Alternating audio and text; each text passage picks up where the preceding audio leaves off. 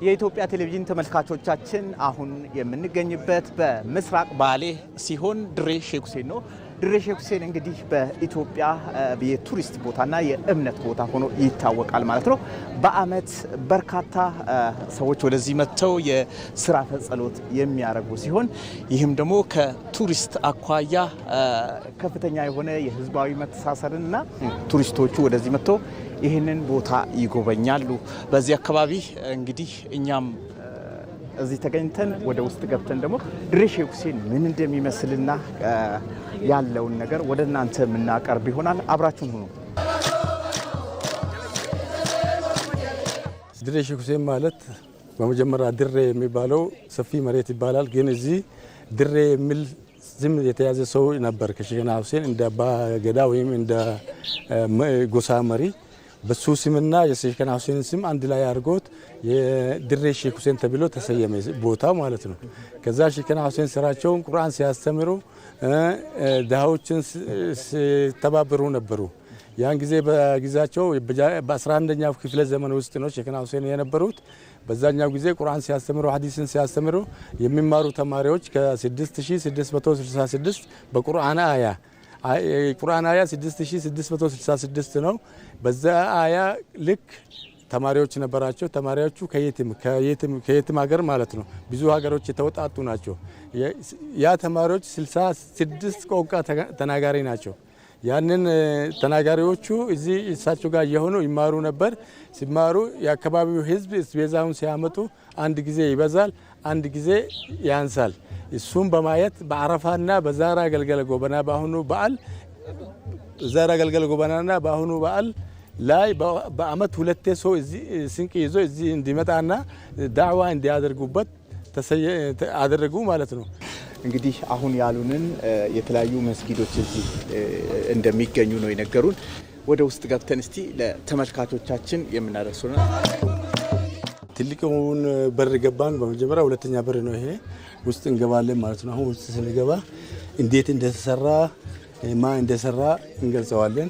ይሄኛው እዚህ አካባቢ ያለው ወደዚህ አሁን አንድ ነገር ሲከሰት አንድ ሽብር ነገር ጦርነት ነገር ዝናብ ሲጠፋ ይለመናል። እዚህ መሻይኾች ይቀመጡና ቁርአን ይቀራሉ። ወደ ፊታቸው ወደ ቁባ አድርጎ ቁርአን ይቀራሉ። ያ አላህን ይለምናሉ ማለት ነው። ያ ቁርአን ሲቀራ ዱዓው ሙስተጃባ ይሆናል። ሙስተጃባ ማለት አረብኛ ቋንቋ ነው ይሆናል ማለት ነው ዱዓው። አሁን ያለነው ትልቁ የኑርና ሁሴን ቁባ ጋር ነው ያለነው። ይሄ ቁባ በ16ኛው ክፍለ ዘመን የተሰራው የሰሩት ሼክ መሐመድ ትልማቲልሞና ሰይድ አባስ ኑራ የሚባሉና የአካባቢው ነዋሪ ሰዎች ነው። በነሱ ነው የተሰራው። ይሄ ሲሰራ በኦሮሞ ህዝብ አማካኝነት ነው ተመካክሮ እስቤዛውን በሙሉ ተዘጋጅቶ የሰሩት ማለት ነው። ሲሰሩም ፌሮ የለውም፣ ሲሚንቶ የለውም፣ ድንጋይና በእኛው አካባቢ አላህ የፈጠረው ነገር ነው እንጂ ሌላ ከሌላ ቦታ ኬሚካል የገባበት አንድም ነገር የለውም ማለት ነው። በጣም ገራሚ ቦታ ነው ያለነው። እዚህ ቦታ እንግዲህ የእስልምና እምነት ተከታዮች ብቻ ሳይሆኑ ሁሉም እንደሚመጡ ነው የሰማነው። ስለዚህ በመጀመሪያ ጊዜ በእስልምና ነው የተዋቀረው ቦታው።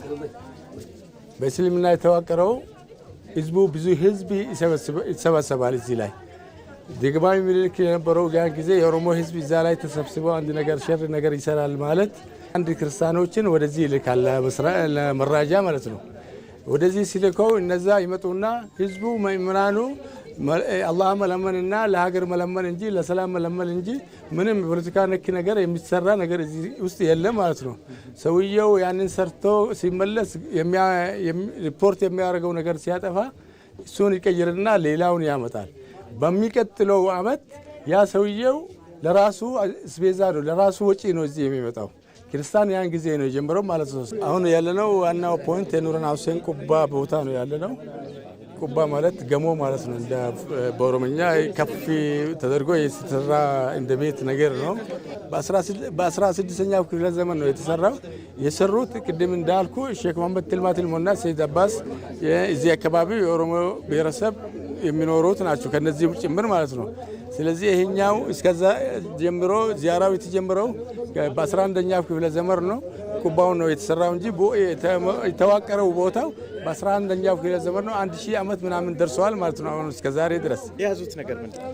የያዝነው እቺ ኡሌ ሼክና ሁሴን ትባላለች። የሼክና ሁሴን ባላ ነው የምትባለው። በመጀመሪያ ጊዜ ሼክ ሁሴን የያዙት እሳቸው ናቸው። ከእሳቸው ቀርቶ ያ 6666 ተማሪዎች ጨርሶ ትምህርት ሲጨርሱ የሚወስዱት እንደ ዶክመንት እቺ ናት ማለት ነው። እቺን ይዞ ይሄድና ወደ ሌላ ቦታ ሲደርስ የእሳቸው ምሩቅ መሆኑን ከእሳቸው የተማሪ መሆኑን ታውቆ ወደ ቁርአን እንዲያስተምር ሰው ቤተሰብ አካባቢ ያለው ሰው ይወስዳል ማለት ነው። የሚቀባው ጀዋራ ነው፣ እዛ ውስጥ ነው ያለው። የኑርና ሁሴን ጀዋራ ይባላል። እዛ ቦታ ያለው ሌላ ቦታ ያለው አፈር ይመጣና እዚህ ውስጥ ይጨመራል። እዚህ ውስጥ ሲጨመር ሰው ወስዶ ይወስዳል። እንደ እምነት ማለት ነው። እንደ እምነት ነው ሰው የሚጠቀምበት። አሮልኮ ይባላል። ሰው ቀጥቶ ወደ ቤቱም ይዞ ወደ ሀገሩም ይገባል። ከዚህ ከአናጅና ውጪም ከአዲስ አበባም ከምንም ሲመጣ ሰው ገንዘብ አድርጎ ይህንን ወስዶ ይገባል።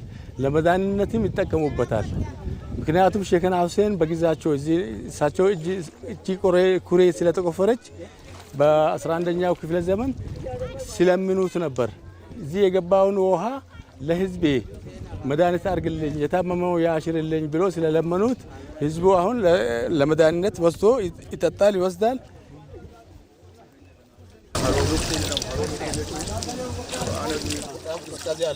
ይሄ አካባቢ ሙቀታማ ሀገር ነው። የሚመጣው እኛ መድኃኒትነትን የሚጠቀሙ ሰው ይጠጣል፣ ሰውነትን ይታጠብበታል፣ ወደ ቤቱም ይዞ ይገባል።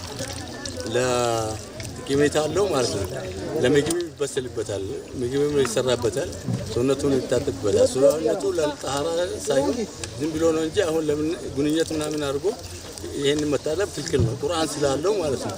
ቁርአን ነው ራሱ ያረጀ ቁርአንም እዚህ ውስጥ ነው የምንጥለው። ማው ዘንዘም ከመካ የሚመጣውን አንዳንድ ሰው እዚህ ያመጣና እዚህ ውስጥ ይጨምራል። ብዙ ቁርአኖችም የተቀራበት ነው። ለዱዓ ለሀገር ደው መድኃኒት እንዲሆን ማለት ነው። አሮልኩ ሲባል ይሄ ነው። በ11ኛው ክፍለ ዘመን የተቆፈረች 1000 ገደማ እድሜ ያላት ኩሬ ናት።